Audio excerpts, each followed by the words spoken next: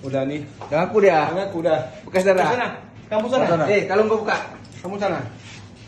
Polisi menangkap Muhammad Rizky Firnanda, pelaku pembunuhan terhadap Fajarullah 25 tahun, seorang pemilik kios ponsel berkah sel di kawasan Menasah Baru, Krung Barunajaya, Aceh Besar pada Senin pagi 29 Januari. Kamu sendiri. Sini, oke, yuk. Kita ambil dulu mobilnya. Kamu biar dia buka baju gini. Pelaku yang merupakan pekerja di kios ponsel milik korban ditangkap tidak lama usai kejadian. Lewat mana? Mana? Depan lagi. Ini yang jaga ini siapa nih? Ini di kiri bang.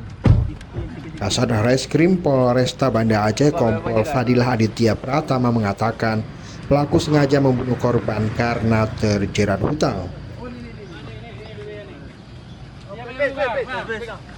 Korban diketahui menagih hutang kepada pelaku yang telah bekerja bersamanya selama 2 tahun. Ini itu aja plastiknya. Karena terdesak, pelaku sengaja menunggu korban tidak jauh dari kios ponsel.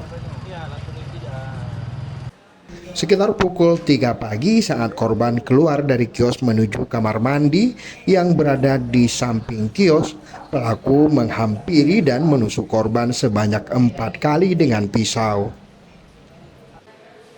Pelaku langsung melarikan diri usai korban terkapar dengan minibus yang sengaja dirental.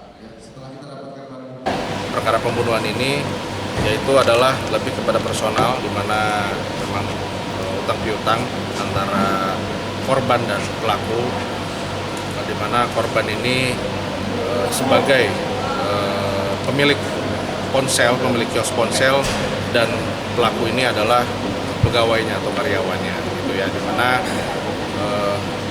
pelaku ini telah menggunakan uangnya hingga 80 juta ya dari uang kas di ponsel, dan korban menagih ya, sudah mulai menagih dan memberi batas waktu hingga tanggal 30. Karena rasa sakit hati ditagih karena terus-menerus, akhirnya mungkin ada rasa kesal dan ada rasa ingin melakukan kekerasan dan akhirnya melakukan pembunuhan terhadap si korban. Akibat pembunuhan berencana tersebut, pelaku diancam hukuman mati. Dari Banda Aceh, Tim Liputan Aceh Video.